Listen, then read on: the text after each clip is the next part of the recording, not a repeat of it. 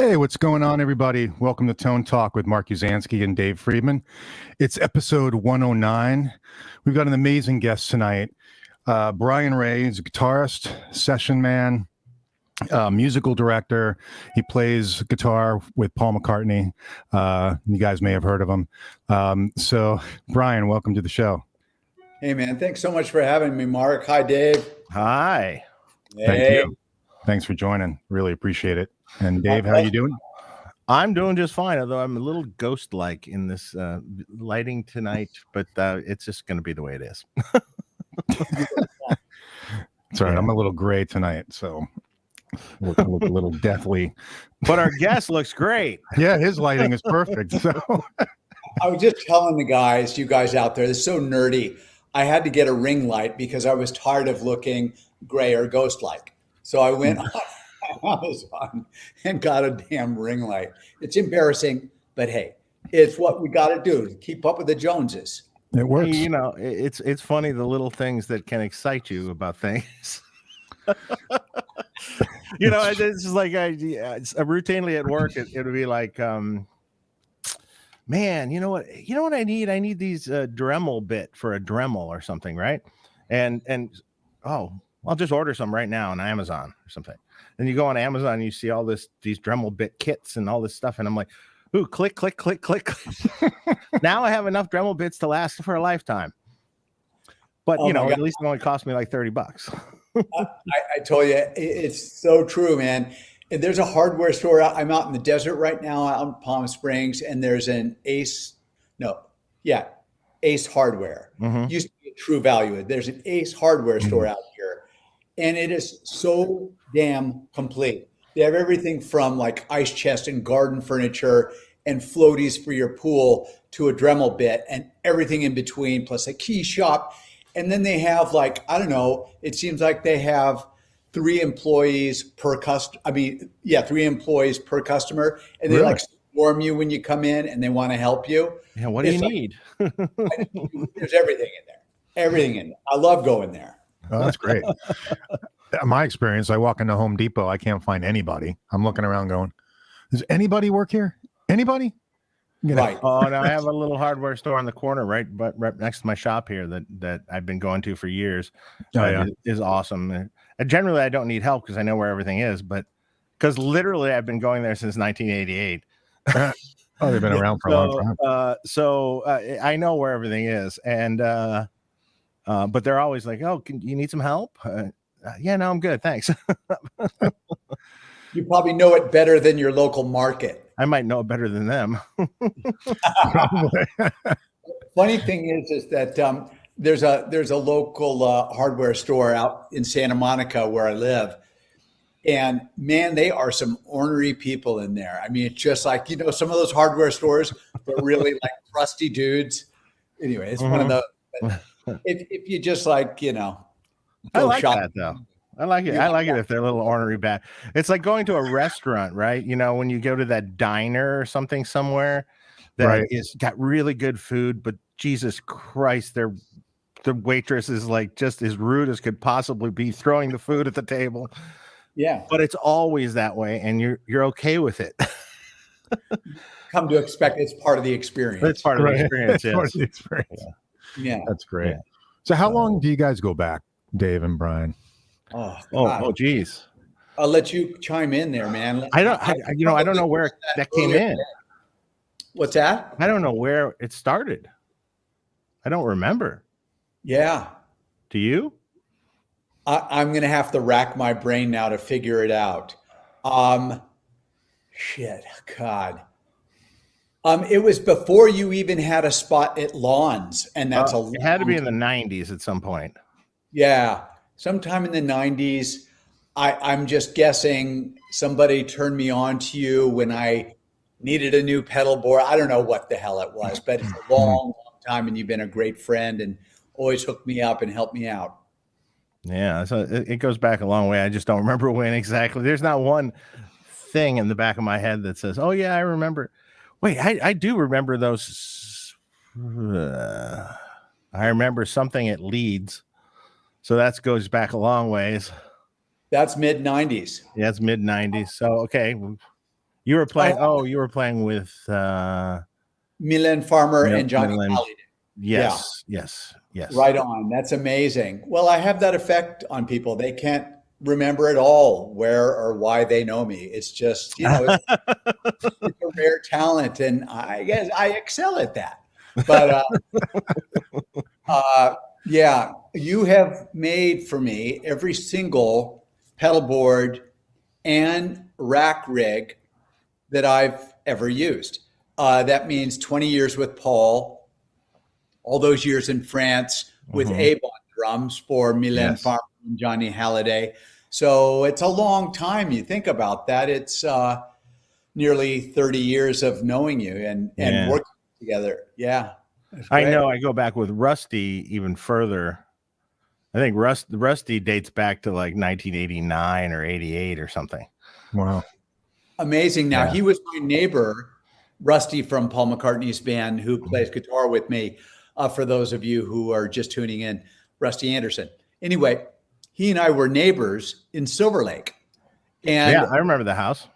We met just sort of randomly at a club or something like that. And I saw him playing with Parthenon Huxley. And you remember, what was it called?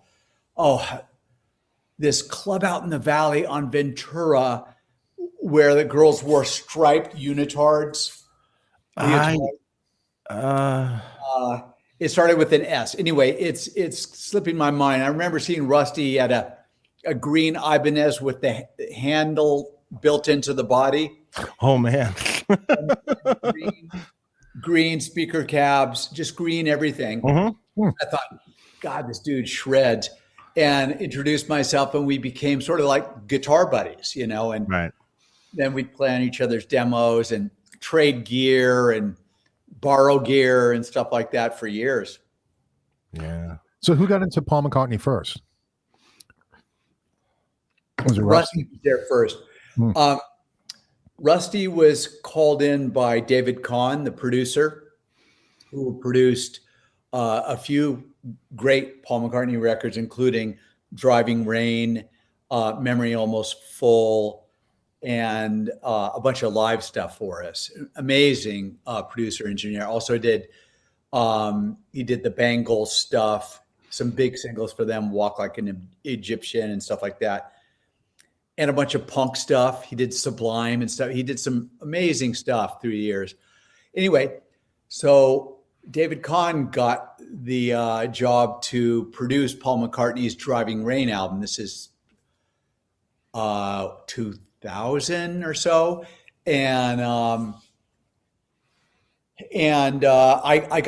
was playing in France, and Abe was the drummer, and he says, I'm not coming on the next tour because I just got called to go and do Paul McCartney's new record. I'm going, no way, dude. I was so excited for him. And then I learned that Rusty was also called on it, all by David Kahn, because they both knew David. Dave knew they're playing. But Rusty and Abe had never played together before. They didn't know each other, not until Driving Rain album. I, however, knew each of those guys. So it was this weird thing where we all kind of knew each other, but not all three of us, sort of. Anyway, they did that album. I was finishing the tour in France that Abe couldn't do because of the Paul thing. I came back to town. It was 9/11 had just happened, and everyone was gutted.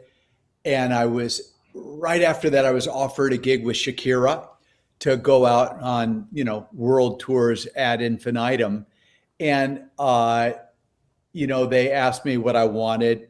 I gave them salary I had just had in France. Didn't seem to be an issue. I said, and business class air. And they said, oh, we'll have to get back to you.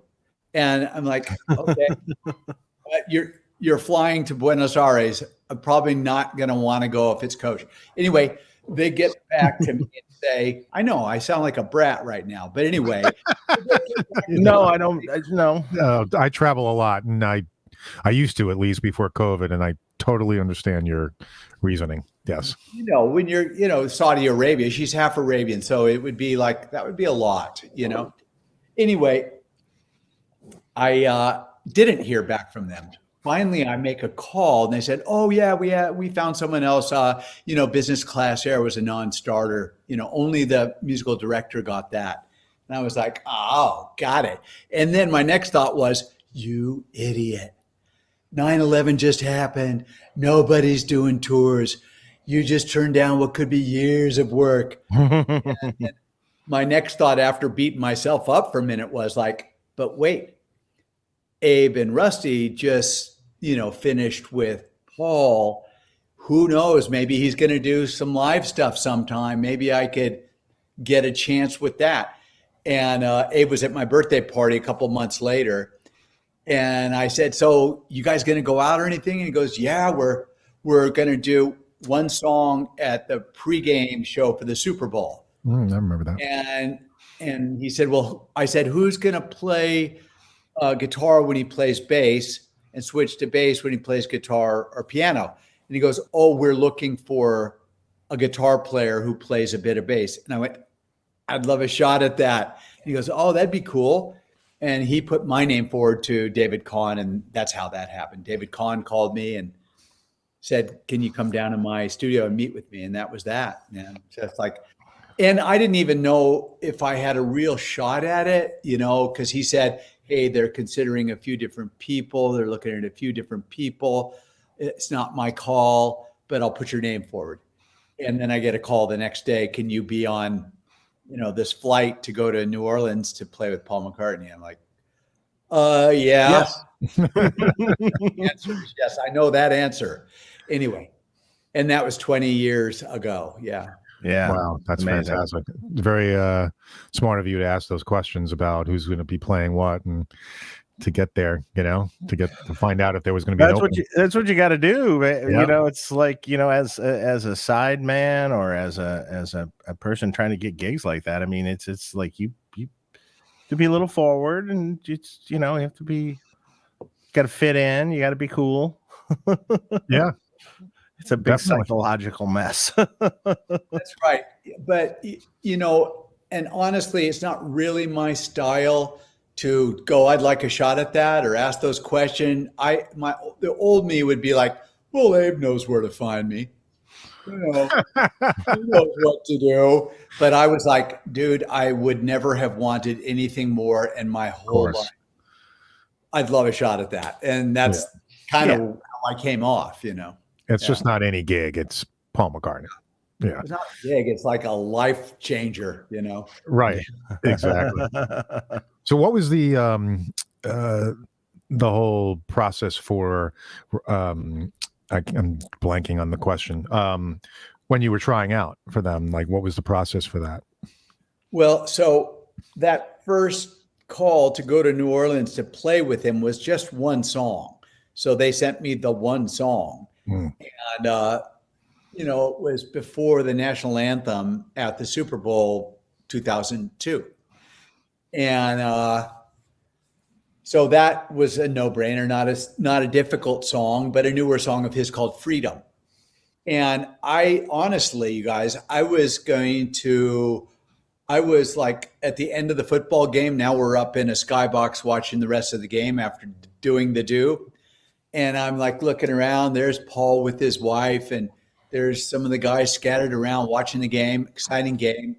And I thought, well, I better go thank Paul because I don't know if I'll ever see him again. I mean, this is amazing. Uh-huh. So I came up to him and he's just sitting there. And I said, I just want to thank you. It seems like the game's almost over here. And I just want to say, hey, what a privilege this has been and how much I've enjoyed this and enjoyed meeting you. He goes, oh, great, Brian. Thank you. Okay, great. And then we're all whisked away down into SUVs or whatever. And we go back to the hotel and they say, come on up to the bar. We'll have a little nightcap. I come in there and there's Paul, playing Lady Madonna on the piano for anyone in the bar. And there's our little group of, 8 people in a little circle. And he's telling stories and we're hanging out. And after about an hour, he gets up and he goes, okay, guys, I'm off to bed, but thank you so much. And he goes around, gives everybody a goodbye and a hug. And he comes to me and he gives me a hug and goes, hey, Brian, welcome aboard. stick with Abe and Rusty. They'll show you the ropes. We'll see you in March. And, this was like the 6th of February. And like a month, 5 weeks later, we were getting together to rehearse. I had no idea. I turned to Abe and I said, did he just say what I think he said? He goes, yeah, dude. You know how Abe is. Yeah, dude. He's like the Valley guy, kind of like me. Anyway, yeah, man. So I ran home to answer your question, Mark. No, I ran home. I got an old Gretsch, a 59, 61, 18 Gretsch, big body, and a cool M85 Guild bass because I saw Sheryl Crow ripping and it sounded huge. And it was short scale, like pillowy sound. I got a 12-string, 6-string, set them all up on stands, mic stand, and a big old stack of CDs. And I just started digging through his work because I wasn't given a guest list. I wasn't given a song list yet or anything close to it. Just like I just started whacking away at it. So for 5 weeks, I just woodshedded. And at first, I didn't think it was that good. I thought, oh man, this is gonna be rough. And I just kept working at it because it's a lot. You're singing parts and you're playing bass. It's a lot, Anyway, I just kept working at it until I went into that first day, and I didn't see anybody running around that first day, like making other phone calls and panicking, and it was going well.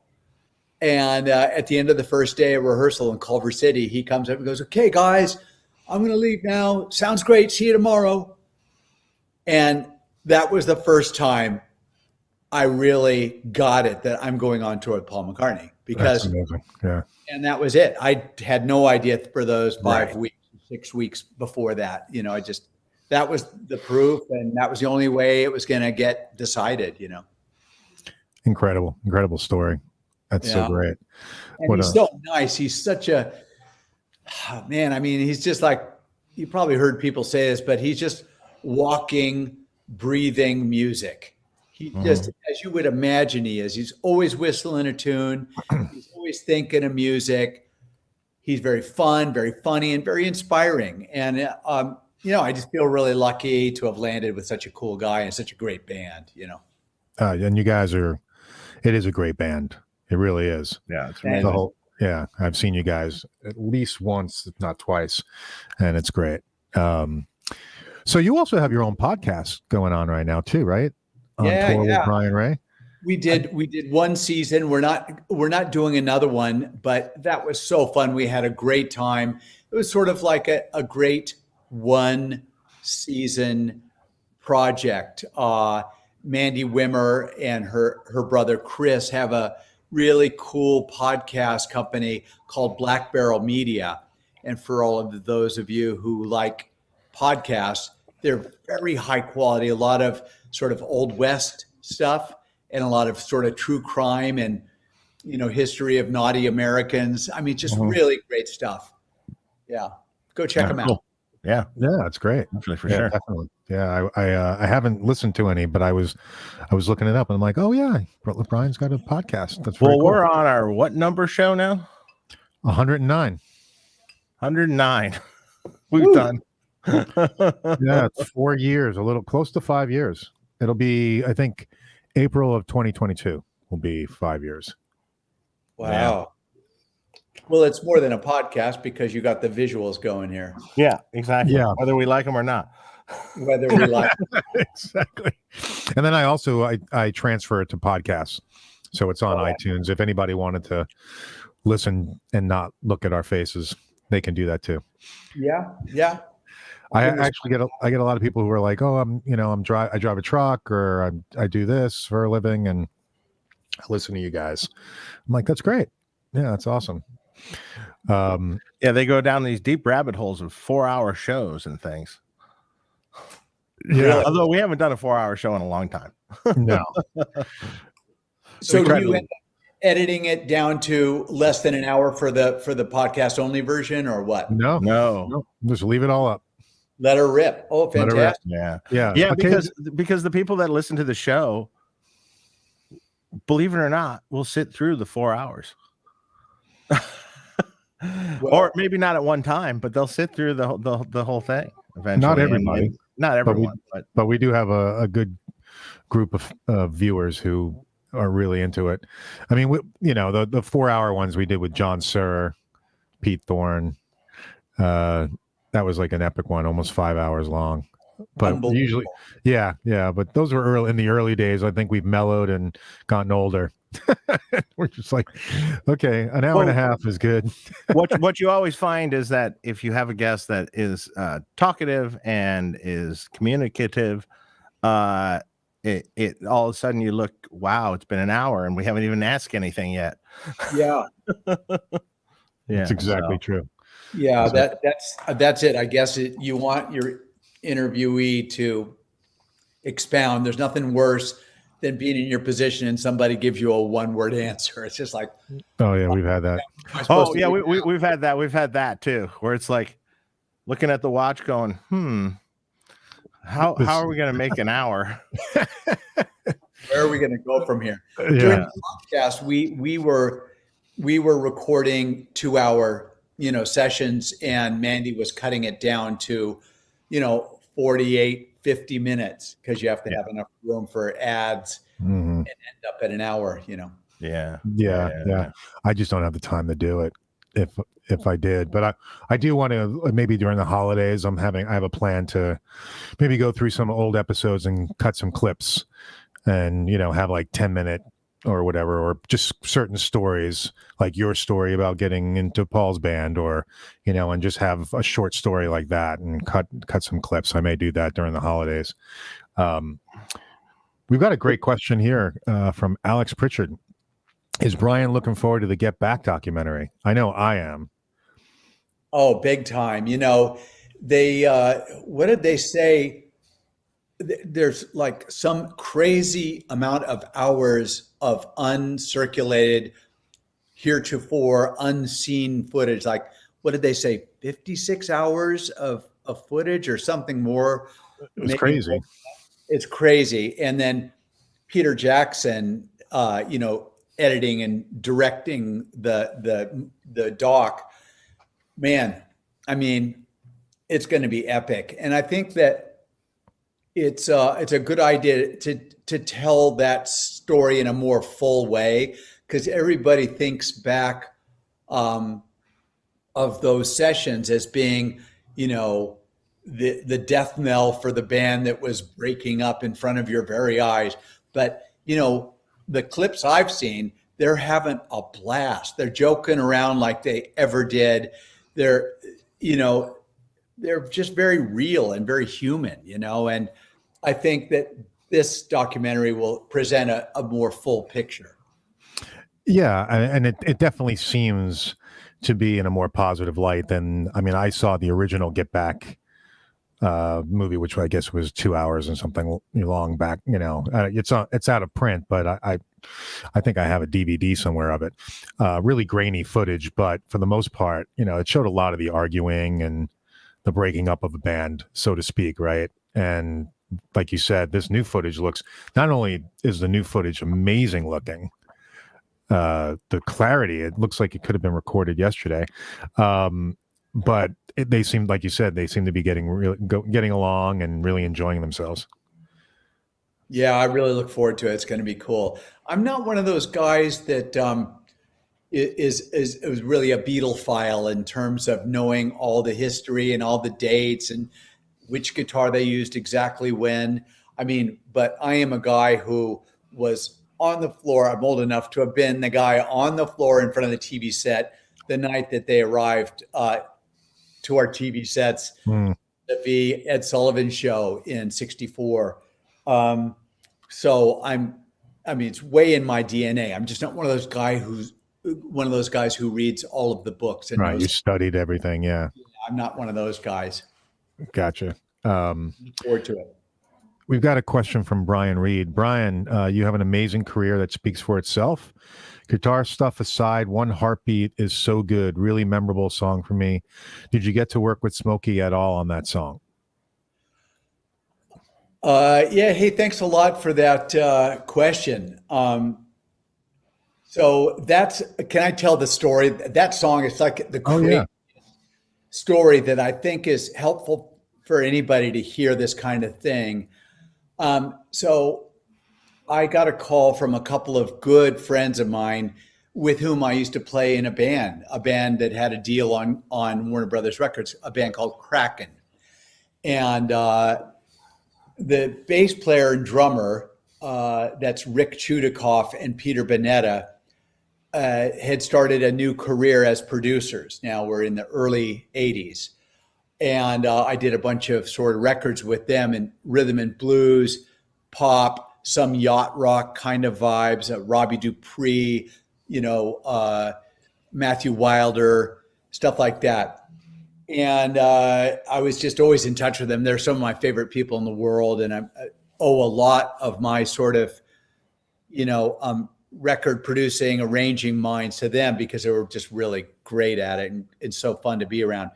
Anyway, I get a call from them sometime in 86 saying, "Oh, you'll never guess what we're doing." I get, "What?" And he said, they said, "We're producing Smokey Robinson's new album, for Motown." And I went, "Oh my God." So happy for them. They had just produced an album by the Temptations. So it's kind of a natural evolution. And I said, "Oh man, my writing partner and I, a guy named Steve Legasic, we're doing a lot of songwriting. Could we submit a song or two to you?" And they said, "Oh, Brian, thanks a lot, man, but really don't bother. We've got our hands full." And he's like, as you know, he's like the most amazing writer. He's writing most of it. We're taking a couple of songs, but pretty much all filled out. And I got off the phone, so discouraged. And I turned to my friend, Steve, my writing partner, and I told him that news. And he goes, "Let's do it anyway." And I went, "Wow, that's genius. Would never have thought of that. Let's do it anyway." And I thought, okay, well, I had this title in my mind, One Heartbeat, take it one heartbeat at a time, rather than take it one day at a time. So I was, with Steven, we started this group. It was sort of Tracks of My Tears kind of a vibe, smoky vibe. And we wanted to write it straight for him. So it took us 2 weeks to write and record and finish this song. And a great singer, sax player played on it.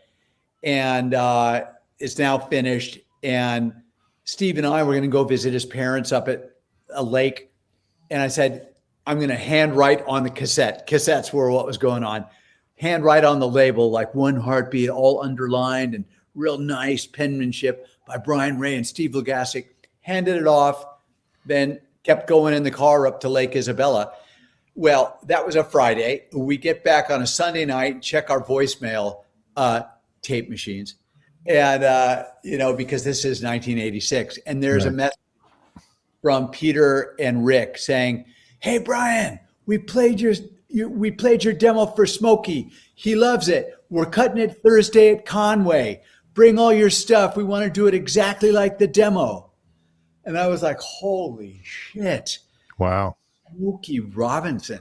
And so it's one of those stories of like, don't take the first no for an answer, man. Hang in there and have some faith in yourself. And if you don't, have a partner like Steve Legasic, it was really, really gratifying. And then got to the studio and we did record it just like the demo. And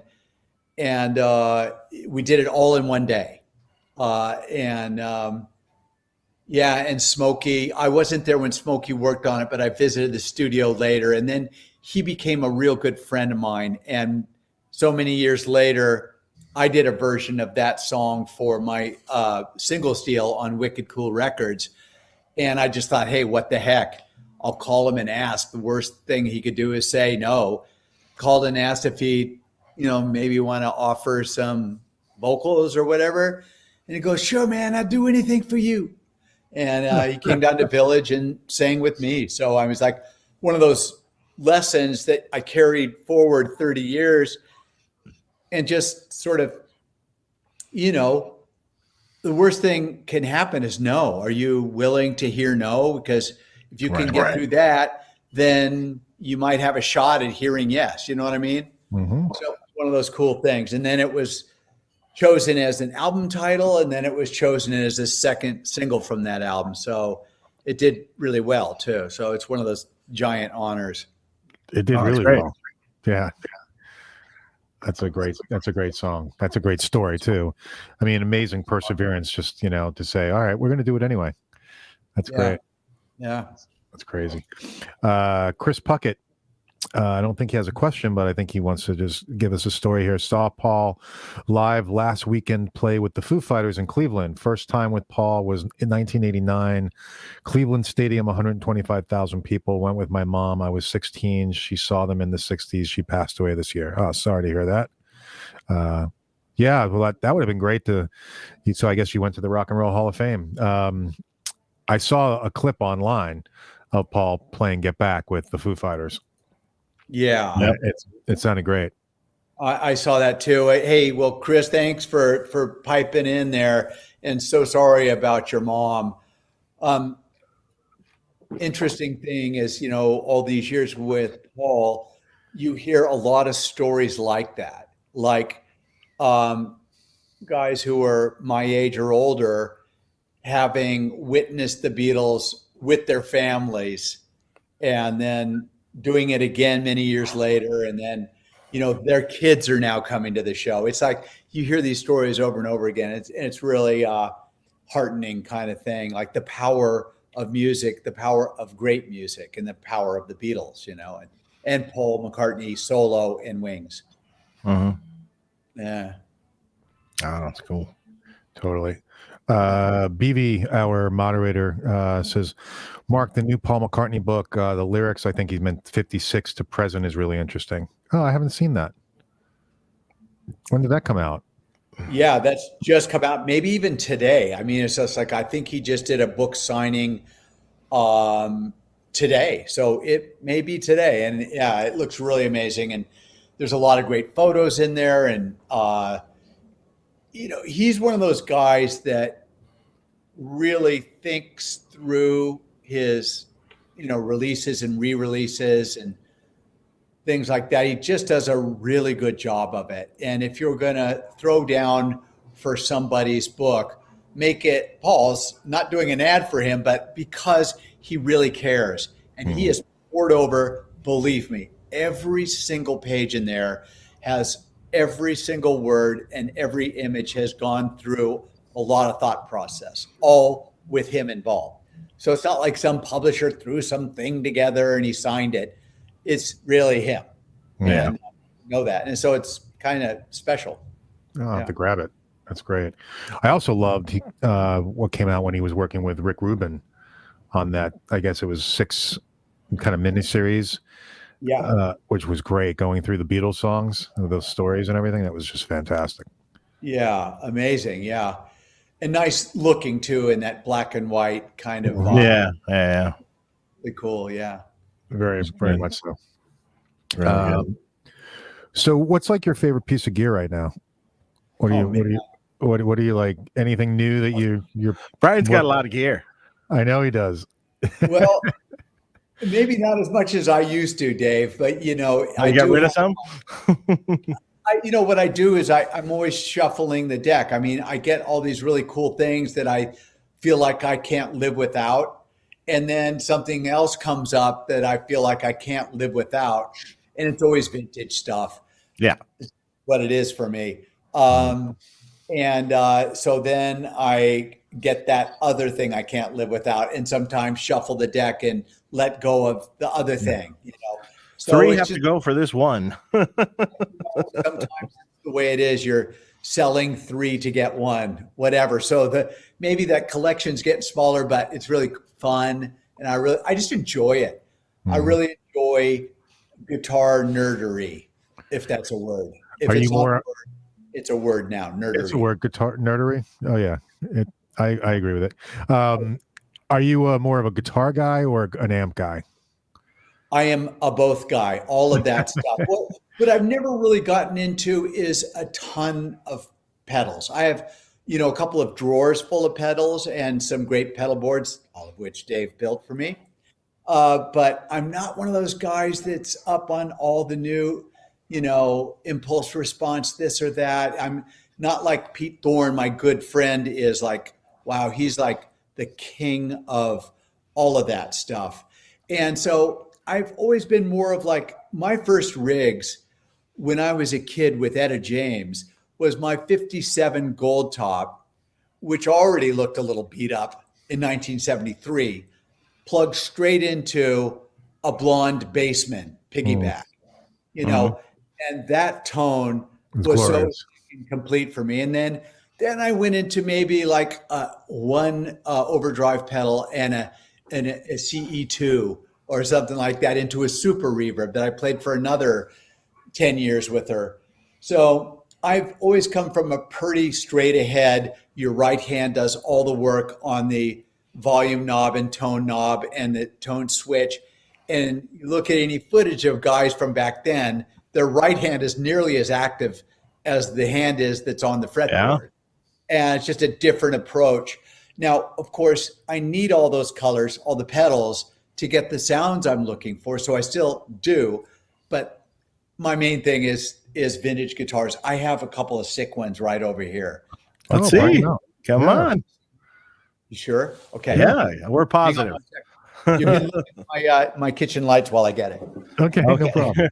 The mid-century modern kitchen lights. Yeah, exactly. Okay. Here's something you don't see every day. It is a 1961 slab board Fender Telecaster, but not just any Fender Telecaster. It's in a rare custom color Fiesta Red. And it's like in mint unplayed. Oh God, that's beautiful. Wow. Oh my God. Wow. Oh, I can see the checking is, it's beautiful. Yeah, it's got some nice long sort of checking going on, but no fretwear at all. Oh my God. No, nothing. And look at the back of the finish. Have you ever seen a 61 that is new? That's crazy. It's crazy. Not one belt chip or rash, nothing. It's sick and silly. And then it has, all the case stuff, all the ephemera going on. But it is so resonant, you guys. Wow. Oh, I love Fiesta Red, especially if it's sort of aged just to the right color. Because you know how all the Fiesta Reds are, some are more salmony, some are more red, some are more, they age differently. And that one is almost just perfect. It is. It's dynamite. And like I say, the resonance. Yeah. Yeah. It rings forever. I mean, you could go away and read a book and come back. How'd you find that one? Yeah. So I'm super, super, super happy with this. How many guitars went for that one? It's got a good story to it. It was discovered by a guy in Tennessee who just heard about an estate sale at a farm.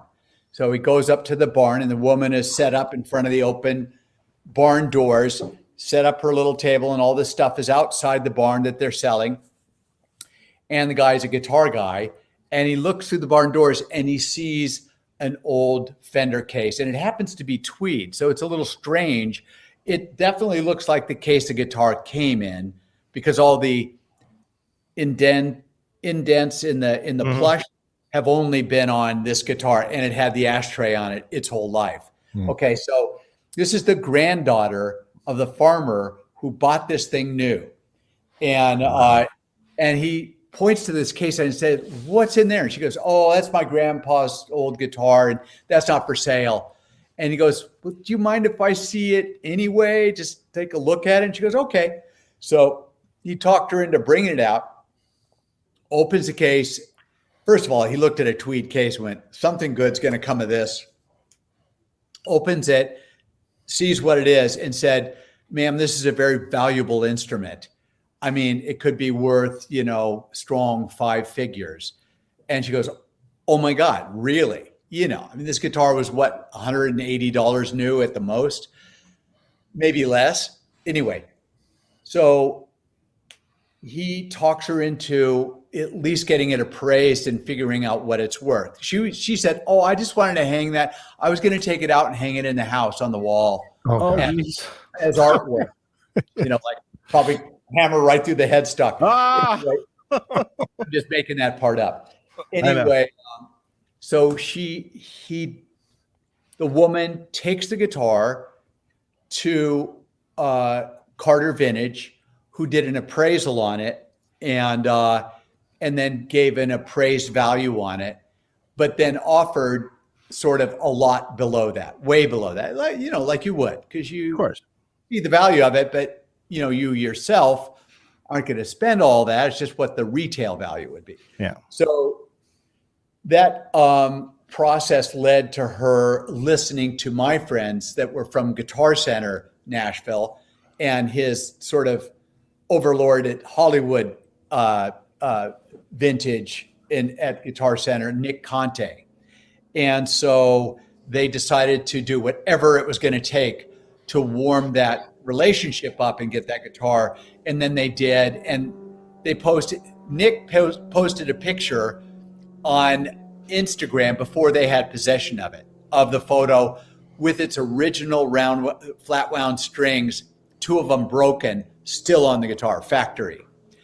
And all just like covered in sort of dust, looked kind of mucky and moldy kind of vibe, because it had been in a barn for decades. And I looked down below the post and went, holy shit. I went down below the post and it said, posted 8 minutes ago. And I went, shit.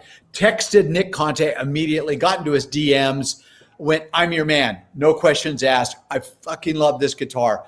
Please tell me this isn't sold yet. And he goes, oh, okay, great. I've heard from a couple of people, but I'm going to find out more about it. It's not ours yet. Now, Nick and I had a deal that didn't go so well with a great vintage guitar that we later all learned was from a stolen collection that got stolen. And so Nick let me know that, and I was like, oh my God, I'm so sorry to hear that. Of course, I'll come back with the guitar, but it's going to be twice as much now. No, of course, I'll come right back with the guitar, man. And, that was the only time I'd bought something from him. And I think maybe a part of it was I was first to reach out to him, but also maybe he wanted to kind of rub out a record on that one and see if we could get a good transaction going.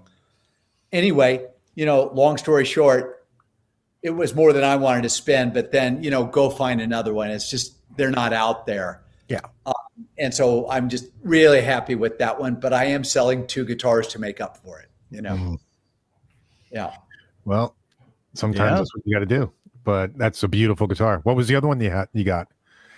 Oh, that one's a 1959 Les Paul Sunburst. You guys don't want to see that. Nah, I'm not interested in that one. Forget it. That's just, it's whatever. So it's not very good. It's wrong year. And it's common. You see them all the time. Yeah. Please break that out. I heard that you got that. Yeah. And it's stupid too. Recently, right? Recently, yeah. Yeah. So I've owned a bunch of those over the years. Like this is the 4th one I've owned. And this one came to me, like it was 10 blocks away at True Tone Music. And I got a text from my friend there, Paul Flynn, who's, done guitar techery for me. Another word I don't know if is a real word, but I think you've made it. It's now a word. Techery. Anyway, he's done setups for me and, guitar tech stuff for years. Just great guy, right in Santa Monica, 10 blocks away. So he sends me a text, as we always text cool stuff back and forth. And he goes, I'm going through a couple of guitars for a friend of mine who's owned these for a very long time, and he's getting ready to possibly sell them. And one was a gold top, and then there was this flame top. And he said the gold top's already gone. And I went, oh my God, I had just sold another 59 Burst. And through the good people at Emerald City up in Seattle. Great guys. Trevor Boone, shout out to my buddy Trevor and his dad, Jay. Anyway, I had just sold that guitar and was sitting on the money from it, the profit from it, and no intentions of getting another burst. But what did you expect me to do? It came to me. It literally it came over and knocked on my door, Dave. Yeah. So what do the money's sitting there. So You have to. So that money was sitting there. So I did, because otherwise I wouldn't have, but I figured, I kind of have to, So do you want to see it? Yes, I'd love of course. to. Yeah, of course. All right. Hang on. I wish I had some theme music for you. I'll give a drum roll, please. Yes. And this one is fairly silly. Oh yeah, that's nice. Look at that. I'm gonna make the image bigger in 1 second. Look how clean it is. Wow. Jeez. That's another silly one there. That is gorgeous. Can't center it. Everything's backwards. You have a vault in your house there? No, just a little of me. Wow. No vault for him? I know. Don't tell people. I hope this isn't public. How's the neck on that? Is it It's a beautiful, perfect, in my opinion. It's what I like. It's a beautiful, ooh. Oh, that is gorgeous. Yeah, it's nice. Nice top. It's a beautiful C, like a classic, beautiful C. Also super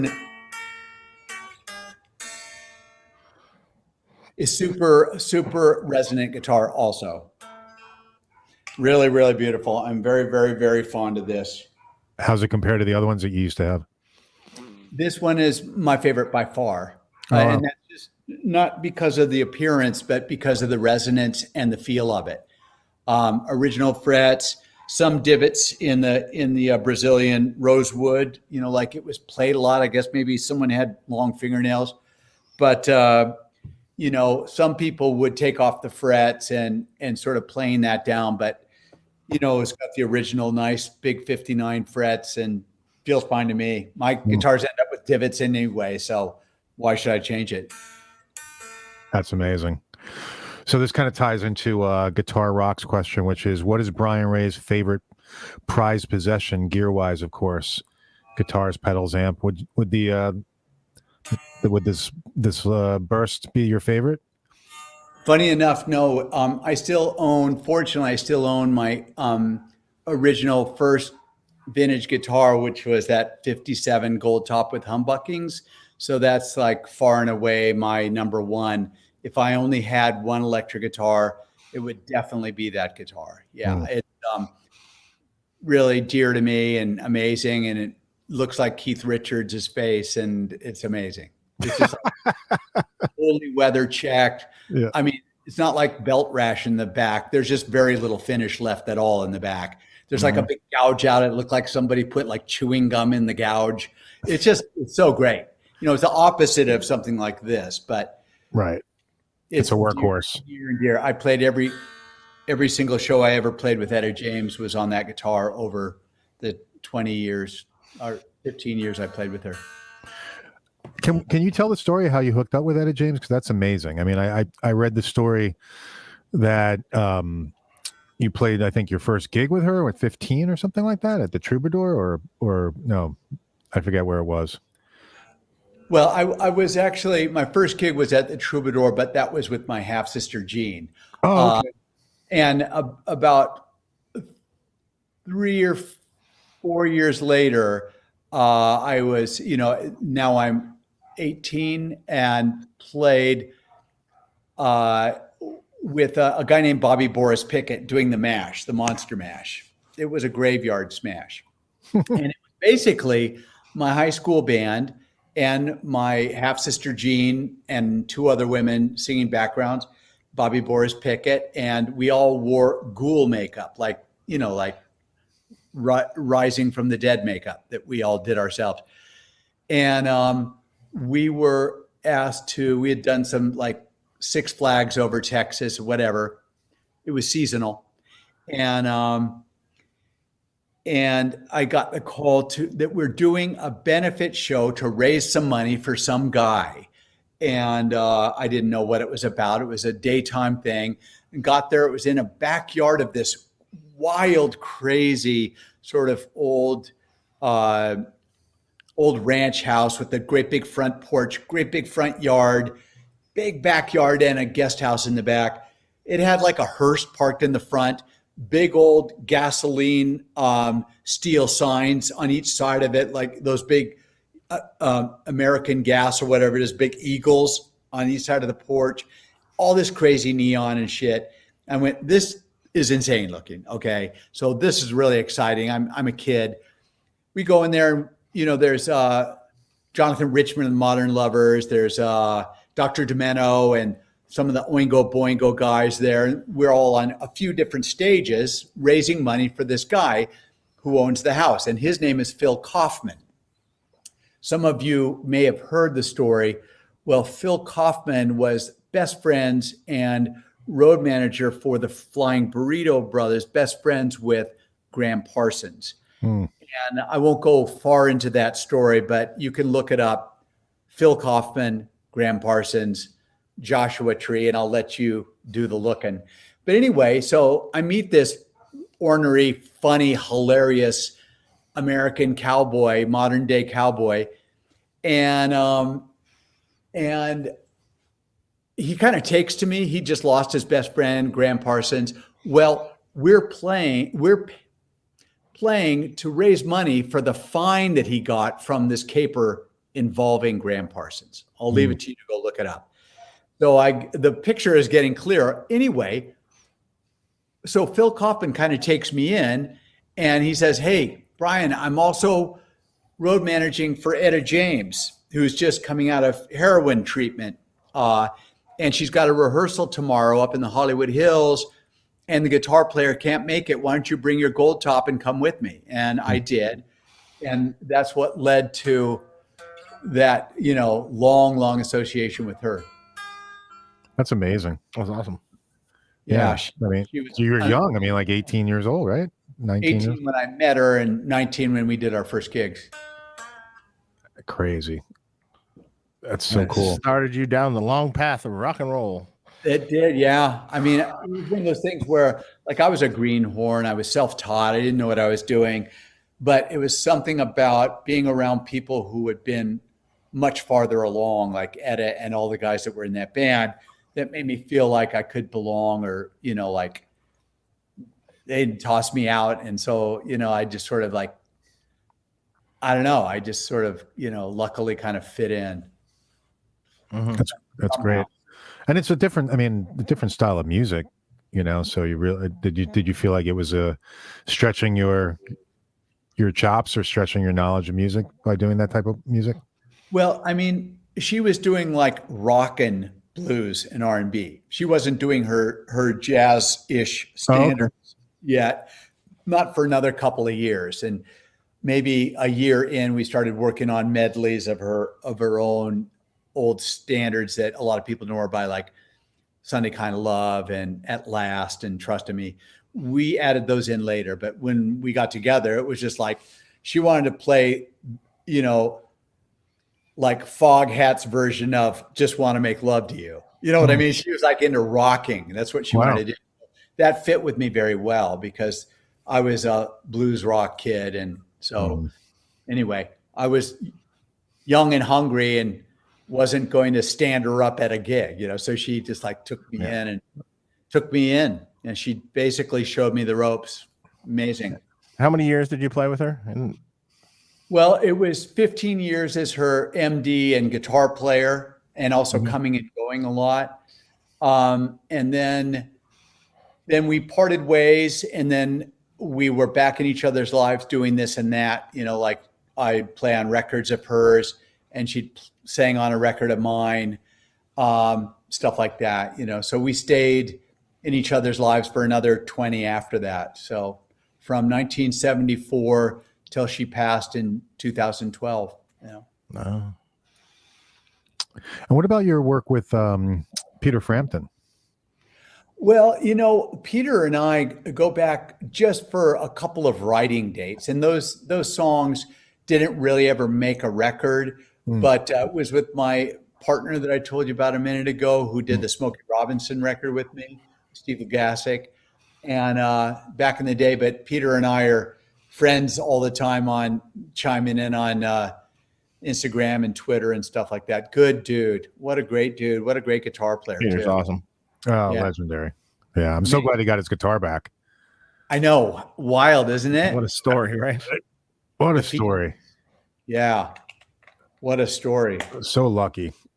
So lucky. Yeah, and especially to get it back, in his lifetime, to be able to enjoy it again, which is great. But, I mean, he's just so cool because he's such a survivor to have gone through the meteoric rise to fame out of like a couple of killer bands, Humble Pie. Right. I mean, going solo, and then sales are bananas, like, gazillion albums sold. And then, the press, as they're going to do when you have that kind of fame and notoriety, they like to beat you up. It's what the press is good at. And so he came through all of that and survived that, and is just like, still producing music to the degree he is, and then surviving the trouble that he's having with his muscular situation there, where he's not going to tour, or he's retired from touring. But what he did was he went straight into a studio and recorded a cannon full of albums. Like, I think he's done at least 3 albums since his diagnosis. Wow. And I mean, amazing. They're not released yet. He's just got them all in the cannon ready to fire out there. So you just got to think to yourself, I mean, that's got all of my respect, man. Surviving like that. And it just, he's an awesome dude. Yeah, totally. Really. And just seems so nice. Also, very down to earth guy. Oh, he's great. Yeah. Totally nice guy. Yeah, totally nice guy. Very approachable, super smart, political. In a good way. Oh, yeah. Tom Pollock, thanks for the super chat. Huge Brian Ray fan. Hoping to get a shout out to Vic Dapra. Oh, Burst Believers. Yeah, I've got the Beauty of the Burst book. What is it? Used to sit in with Vic's band in the late 80s. Vic is the most humble but important figure in perpetuating the history of the Gibson Burst. Yep. Yeah, you won't get any argument from me, man. Vic Dapra, he's just an awesome guy. He's out there in Pittsburgh, and I've popped by his house while we were on tour and invited me over. Rusty and I went over there and just gawked at his amazing collection. But he's probably had more Sunburst Les Pauls and other killer guitars through his hands than any other person on the planet, and has now done 5 books on the Sunburst, and the books have just gotten better and better, and just the nicest guy. And it was through Vic Dapra that I ended up doing a signature model with Gibson some years ago, that BR 63 SG, and then more recently the BR 62 SG Junior, and it's because of him. He's the one who started down that path with me with Gibson Custom. Great guy. That's great. Yeah. Thank you. I used to belong to the Les Paul Forum. I still do, but I haven't been on there in so long. But I think most people are on Facebook and doing that stuff now. Stephen Massey, thanks for the super chat. Hey, Brian, longtime fan. I saw you guys at Fenway in 2013. What's your current pedal board with Paul like? And also, is Paul a gear nerd? Paul knows great tone, like he knows what he's looking for. But as far as being a nerd, like, Pete Thorne, Dave, myself, you, no, he's not that kind of guy. But boy, does he know good tone. When we've been in the studio get together, I mean, you get so honored when he says, okay, now plug into my Vox. and I got an old Junior, and he wants to plug into the box, and there's Paul leaning over there and dialing it in because he knows what he likes to hear. So yeah, awesome guy, obviously awesome tone man, Paul, forever, all those records, amazing. Yeah. But what was the rest of that? Oh, it was what's your current pedal board with? So I have a Line 6 Helix right now. I have two it's a HX effects. Yeah, HX, right? Right. Yeah. HX, right? Yeah. Yeah. I just saw it, but I don't remember everything that's on it. Yeah, right. I have I do remember that part. I have two great pedals by Vemoram, the great Japanese company. One is their collaboration with Ibanez on basically it's a tube screamer, but with Vemoram's sort of expertise and quietness and components, old components, but new sort of influence on that, and an Archer pedal that's sort of a clone. Mm-hmm. That's amazing. Love that. I've got currently a Strymon El Capstan delay. What else do I have on there? I have some Tortuga stuff on there. Yeah, the fuzz. I don't remember which ones. Yeah, I have a couple of theirs. This one is Sasquatch. Yeah, but I also have an old Yeti that's amazing. And then I have also a Martini pedal that has one of the best pitch vibratos I've ever heard. Plus, with a little toggle, just a straight chorus sound, which is never what I go to that pedal for. I'm always switched to pitch vibrato. And then an Octron that you got so good many years ago, and an MXR equalizer for some of the more curved out early Beatles, more tinky kind of tones, mm-hmm. And a couple of other things like that, and then a couple of bass pedals that live on the same pedal board because, as you know, I switch between bass and guitar all night long. So I have a tuner up there and a Wren and Cuff tri-pi fuzz for the bass. That's sick. So good. That's awesome. Is Tortuga still in business? I'm not really sure. I'm not sure. Long ago that I was seeing them posting stuff, and I said, "Oh, you know what I'd love is like a small version of the Martini with just the pitch vibrato." And he goes, "Oh, that's a cool idea." And never heard from him again. But anyway, that was my idea. Interesting. I have their Gecko pedal. That's the delay. Oh, yeah, it's a great delay pedal. I've got it over here somewhere. So let's see, Mr. Anderson, Brian, can you tell us how much it weighs? I assume the Les Paul you're playing. Do you remember the weights of your other bursts? Was offered one which weighed 8.4 pounds. Mark, you should ask Tim if he weighed Jimmy Page's number one when he had it in his shop. Oh, that'd be a good question to ask Tim. Woo. Yeah, did you know that? Yeah. Go ahead. You answer yours first. I'm trying to. We had Tim Mills from Bare Knuckle Pickups on last show, and he told a story about, which is one of the stories I'm probably going to cut out and just have a separate clip on Jimmy Page's, on the pickups that he worked on for Jimmy Page's number one, which was very cool. Yeah, and he told all about that guitar. Yeah. Do you know how heavy it is, or is that what he's asking? Yeah, we don't know. We know the neck is shaved down massively. Oh, it's almost Ibanez thin. Really? Which he had an interesting theory about, which I probably agree with, is how Jimmy's sound is very cutting and percussive, generally speaking. Yeah. And he goes, when you plug that guitar in and played it, it wasn't like the normal Les Paul sound. It was very cutting and percussive, almost like a big telly or something. Wow, interesting. So maybe it has something to do with the neck. And that's what he was thinking, with the neck shaved down like that, it would take away some of the girth of a normal Les Paul.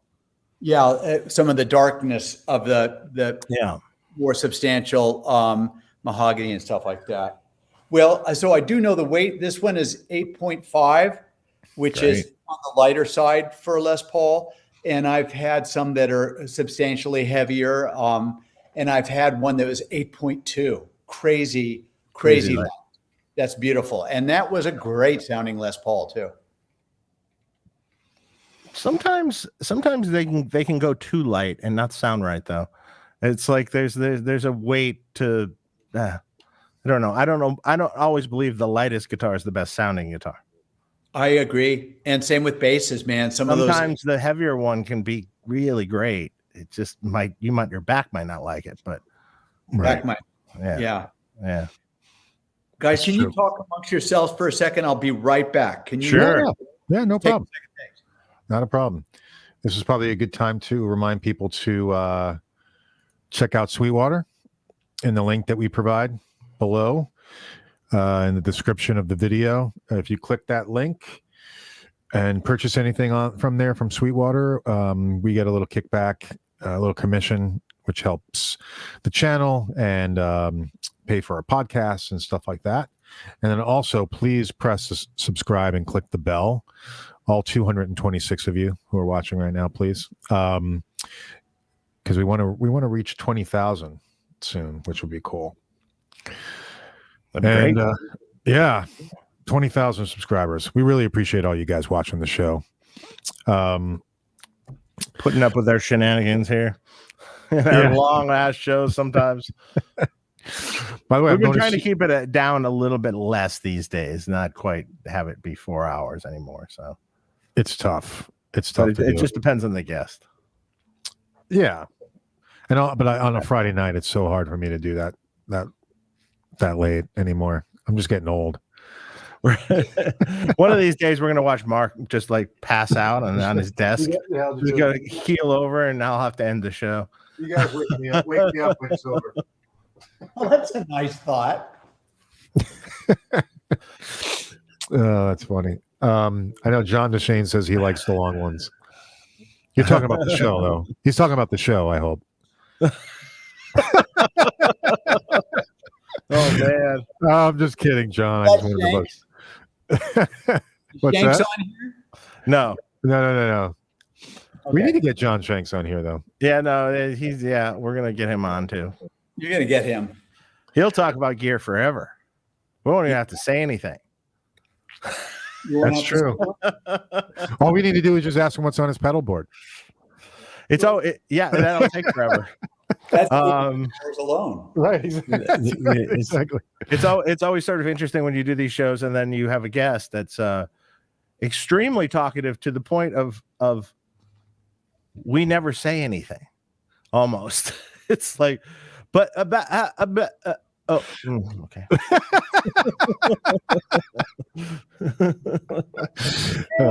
had a couple like that. Bob Bradshaw was a talkative one.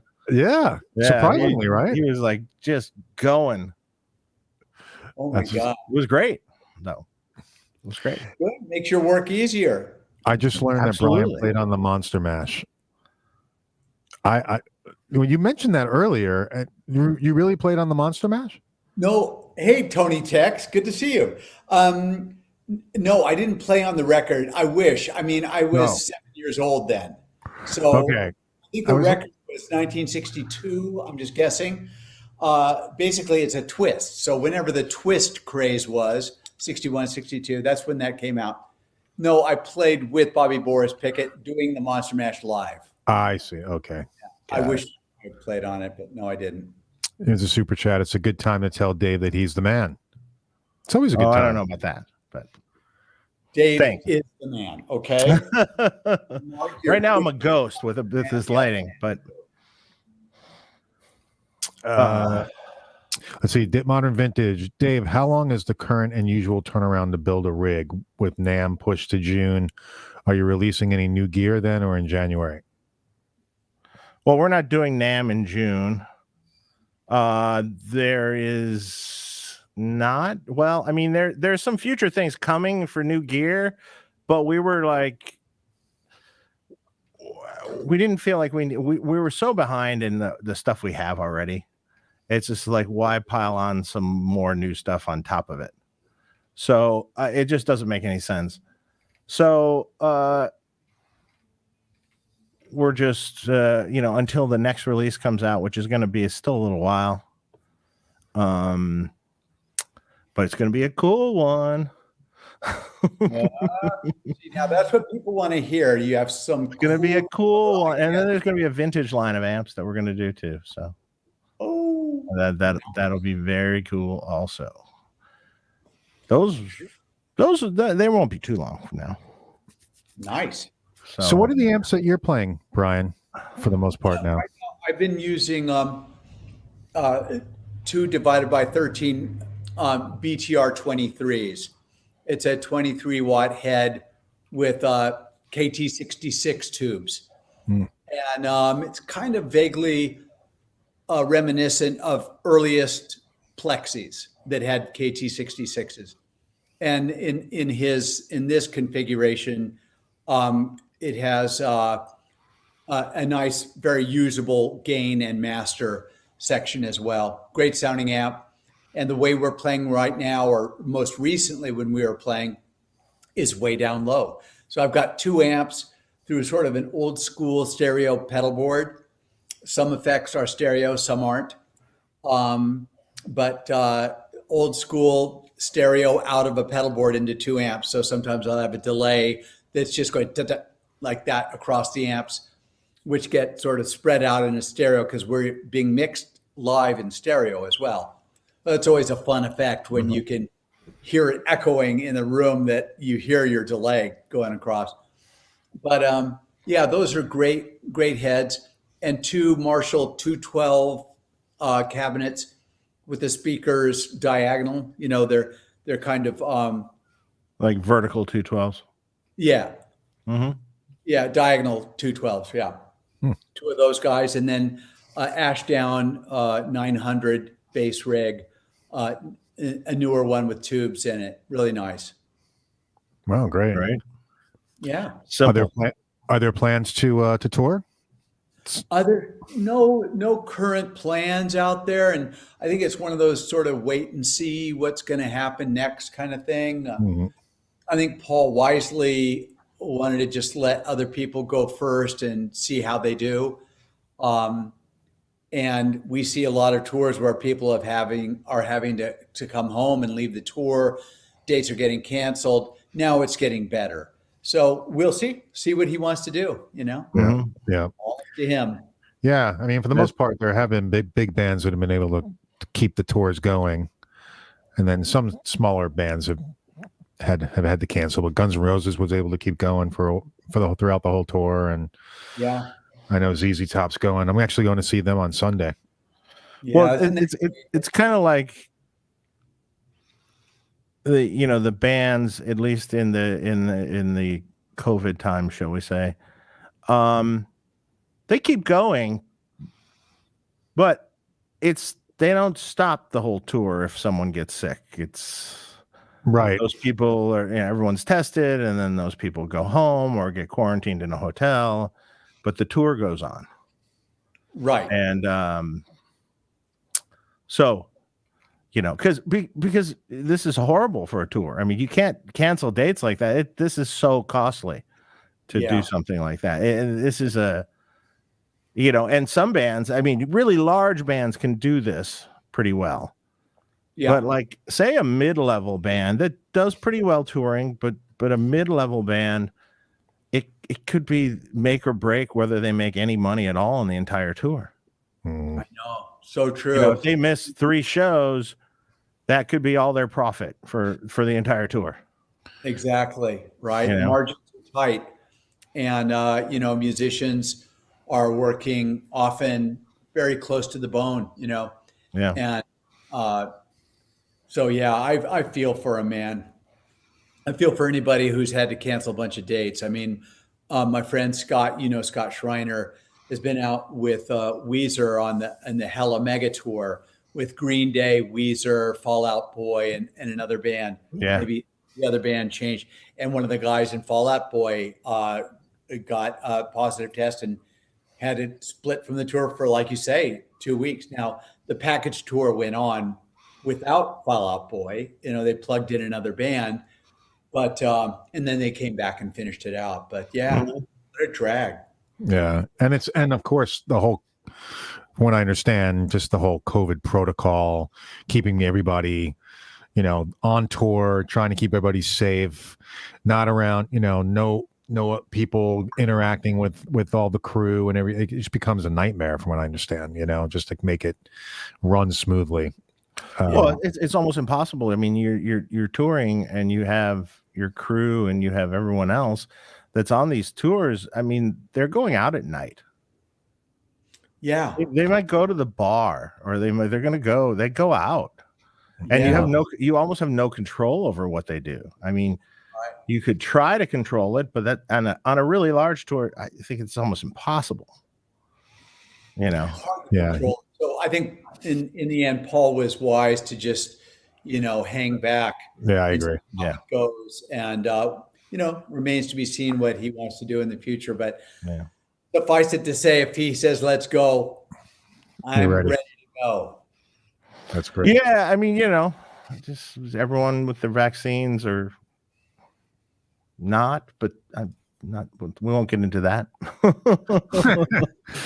Yeah, well, hopefully. I had a friend recently die because he didn't get a vaccine. Essentially, God, I'm so sorry to hear that, man. A touring guy.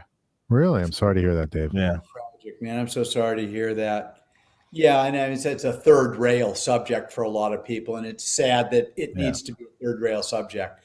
But anyway, here's to all the people out there that have gone out and soldiered on, and those who have successfully stayed in a tour bubble so that they could not risk one of their people getting ill and having to split. It's a challenge, it's a real challenge. And it's also, like you're shooting from the hip. Nobody knows how to do it. We haven't had it's new. Yeah, it's all new. The protocols are new. Everything's new. They weren't doing rock and roll tours last time there was a pandemic, No. Right. No. Not. Man, exactly. By the way, Dave, did you answer how long it currently takes to turn around and build a rig? Oh, no, I didn't. Well, that would depend on what it is, when you're bringing it, and how much other stuff stacked up before you. So I can't totally answer that. I mean, right now, we're finishing a really large rig right now for John Shanks, and then I have another 2 or 3 things to do before anything else. 1, 2, 3. 3 stacked up, waiting.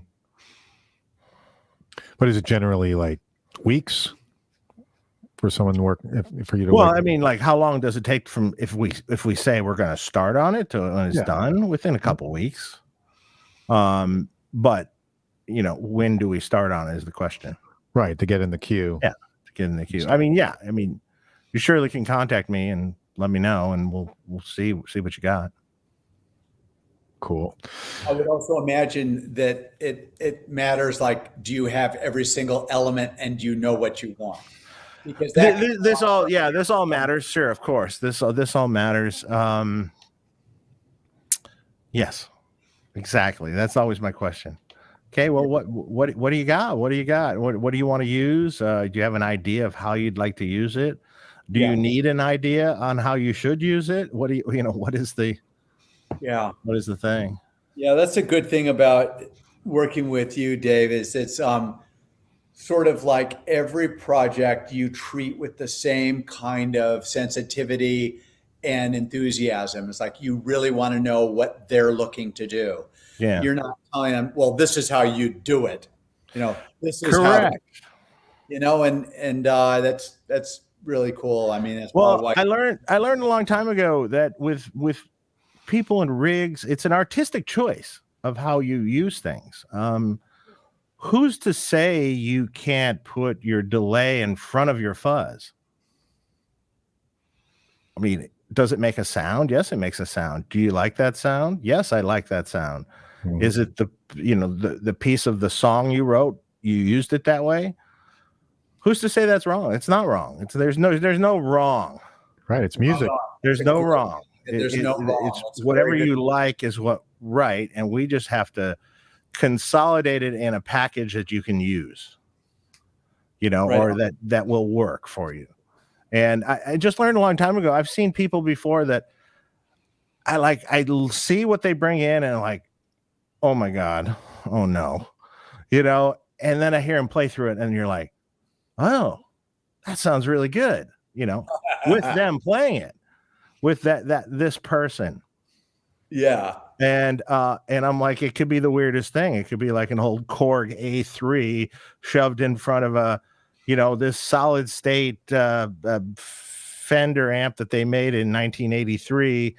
And you know, and then they put that into a cabinet and it's their sound. Yeah. But I mean, it is a sound. It's good.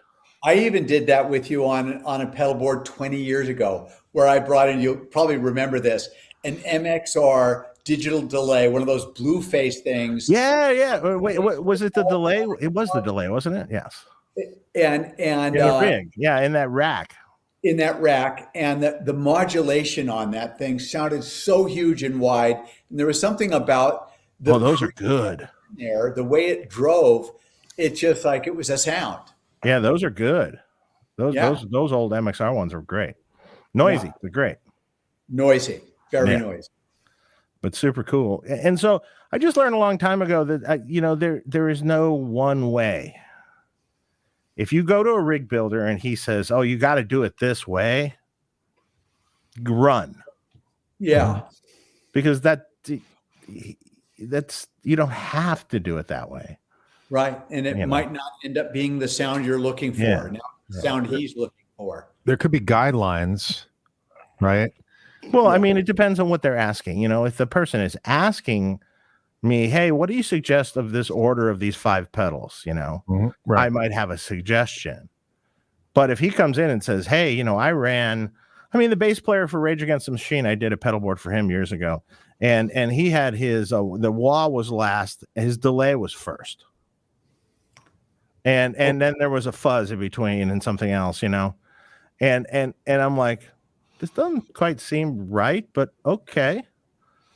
But that was his sound. That's what he used. And that's who's to, I mean, can't argue with it. If no one, you know, all the greatest guitar sounds of all time were people, especially way back in the 70s, let's say 60s, 70s, there wasn't a lot of gear. So they experimented to get the sound that they wanted, you know, and that's how you get the Ritchie Blackmore with the tape machine in front of the Marshall Major 200 and you get all these things, and none of that stuff would have ever been created. Those sounds that we revere now wouldn't have been created without these people experimenting. So who am I to tell them they're wrong? Right.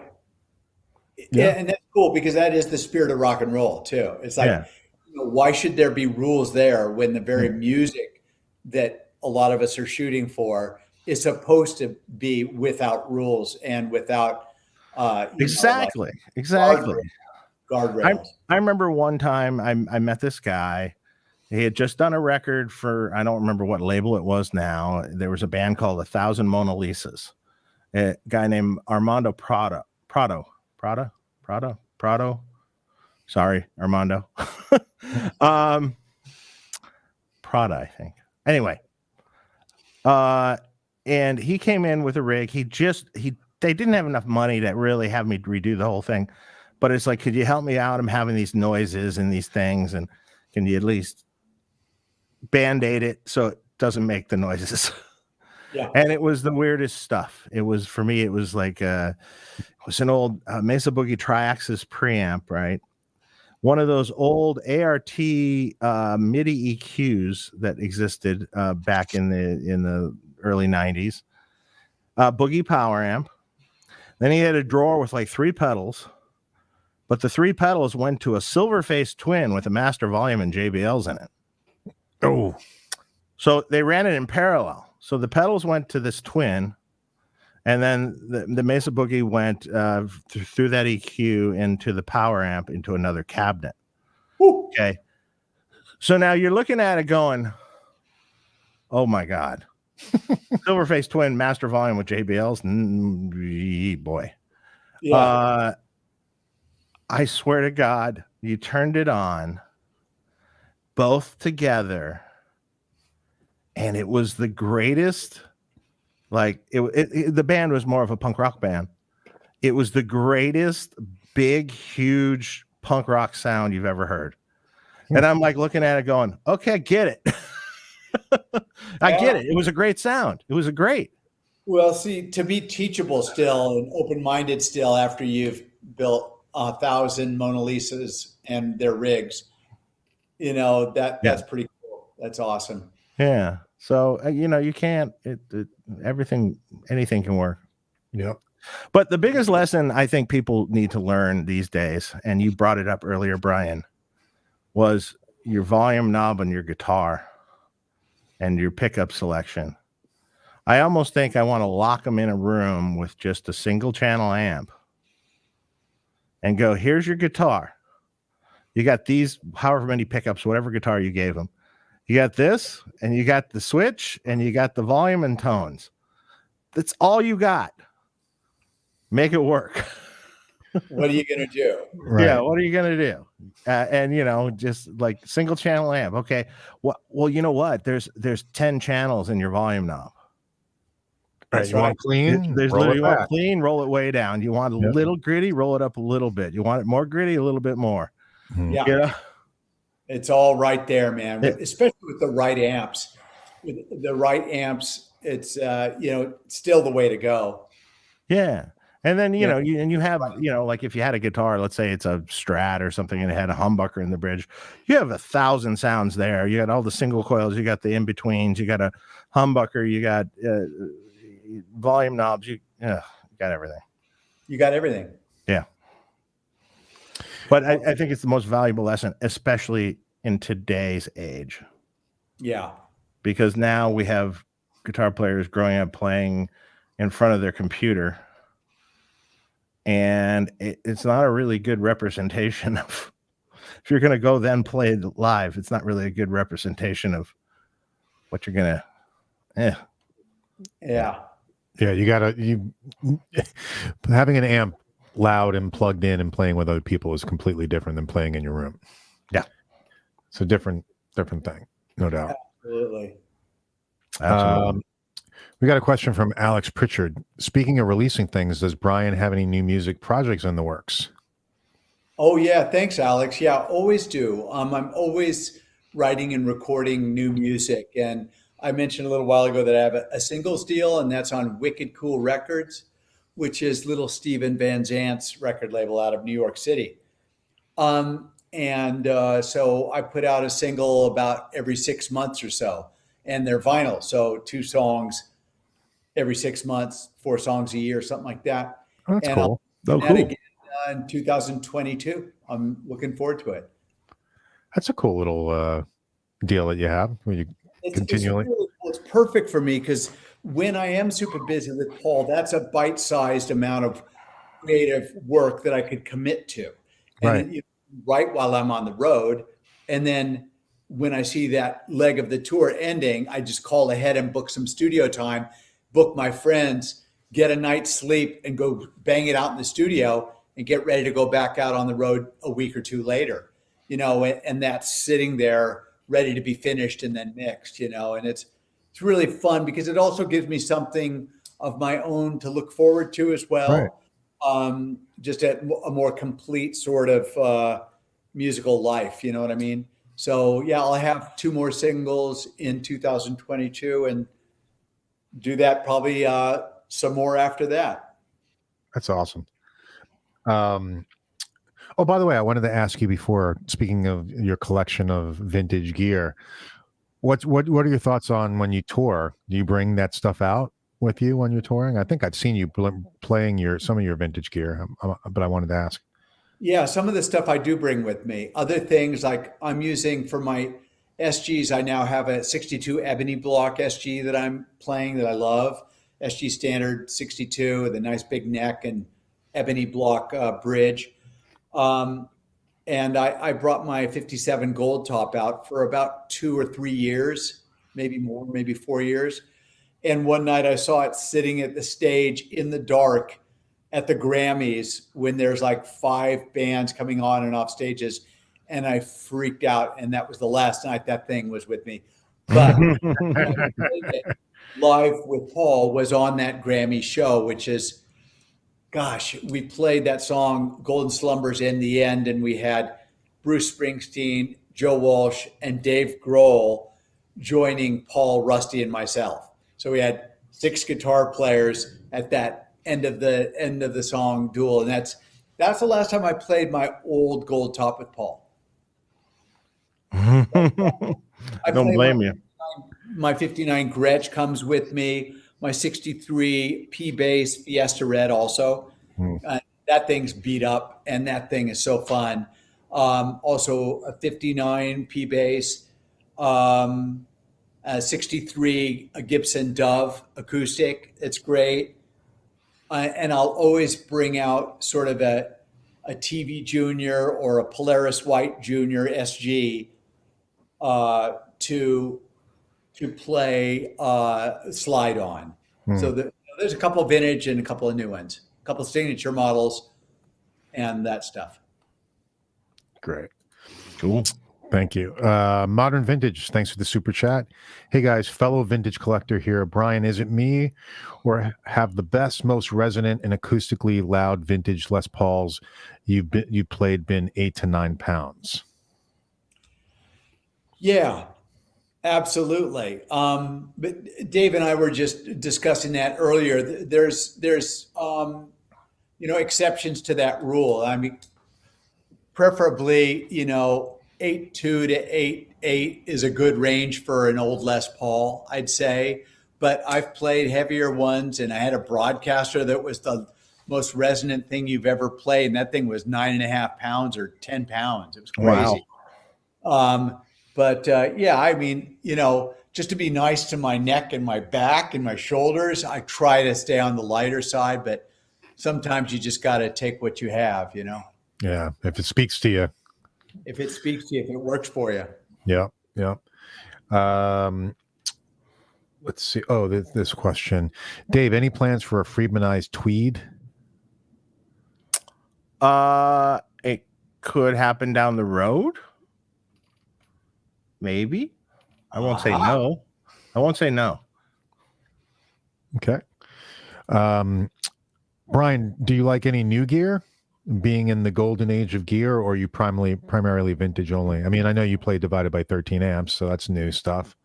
Right. So a lot of the pedals I use, thanks for the question. A lot of the pedals I use are brand new kinds of, inventions. The divided by 13 BTR 23s are new. They're made currently.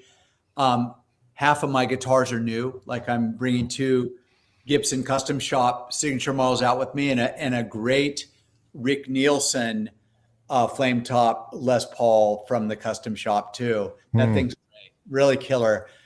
And the Taylor 12 strings are newish, not brand new, but yeah, I like lots of new gear too. I mix it up, whatever works. They're tools to help you get things that you hear in your head, Mm-hmm.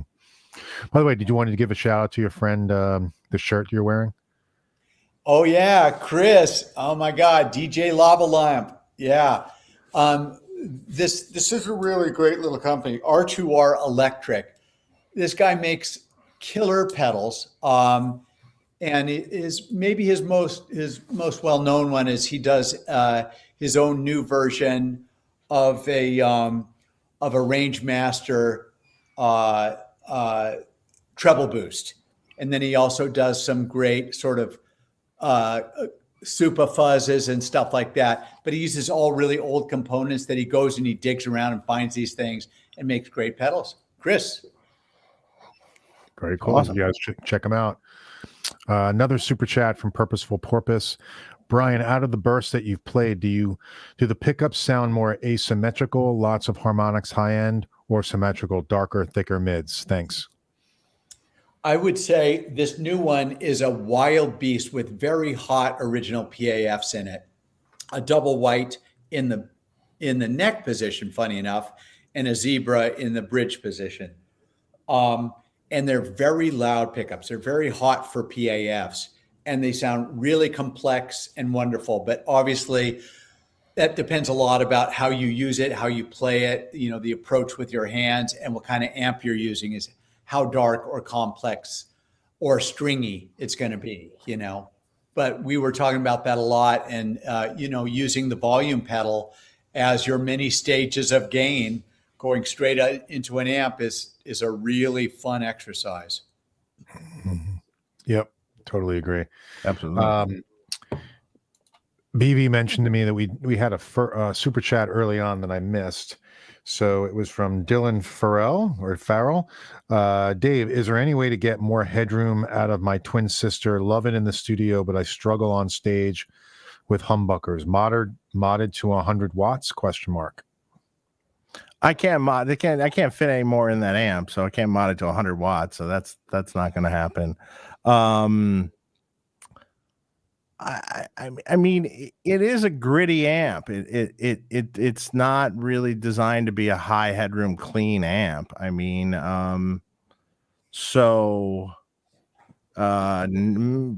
maybe we could put something like KT88s in it or something. That might be interesting. So, Okay, sounds like a plan. Maybe it'll give you a little more headroom. What about Jimmy Page style? What about putting a boost in the loop? Well, that won't give you more headroom. No, I mean, it depends on what the guy's talking exactly. Yeah, well, when I think of headroom, I'm thinking of keeping it clean without it breaking up. So I was thinking you can put your volume on it before it breaks up, and then put the boost in your loop. That's what I was doing with the. It's still about the signal that's hitting the power amp ultimately. So the more signal you hit the power amp, the more the power amp breaks up.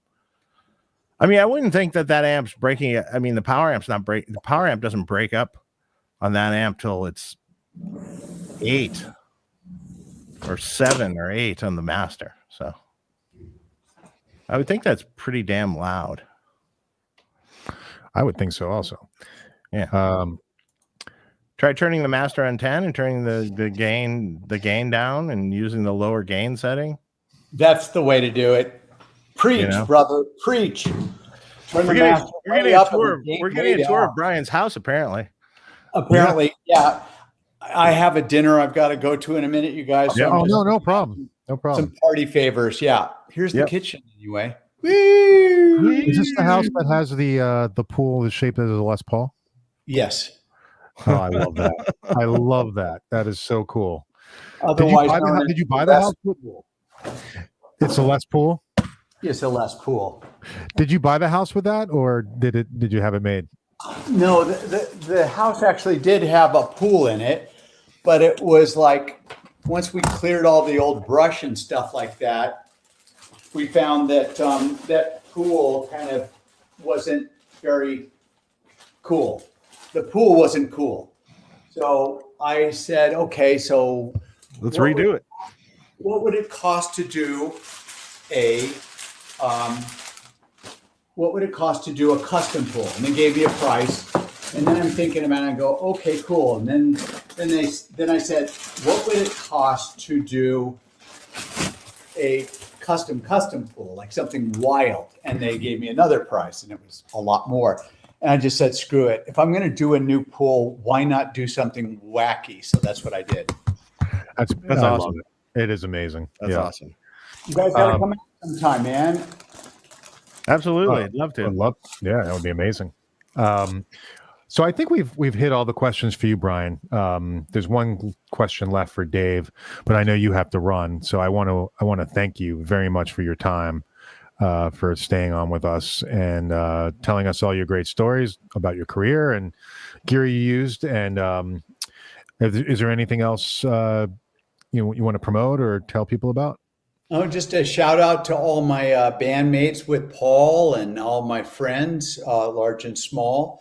And let's see, what else? Oh, all the people at Wicked Cool Records and Sirius XM 21, the Underground Garage, for playing my records like all the time. I appreciate all that. And then just all the people who, watched us here tonight or listened to us in the podcast. And thanks for your time and your ears. Yeah, we appreciate it. Really do. Well, if you can just stay for one second, let me just get this question out of the way. Then we can all say goodbye offline. And thank you, Mark. And thank you, Dave, for even asking me. Really. Of course. Pleasure. Dave, can you mod a 100 Deluxe to have that immediate vicious feel of the butter slacks instead of the less smooth BE Deluxe feel? You almost have it already. You just need to know how to turn the switches. I literally, if I modded it, I would change 2 resistors to get it completely the same. So just email Dave. Okay, 2 resistors and 1 cap. So, but honestly, you can get that sound out of it. Okay. That's what I was going to say. Yeah. Do you want to say how to do that, Dave? Just say how to do it. No, yeah, he can email me. It's like okay. I just too involved. It's too involved. Okay. Well, I want to wish everybody a great weekend. Thanks for watching. I'm going to say goodbye, and Brian, just hang on while we get offline. No.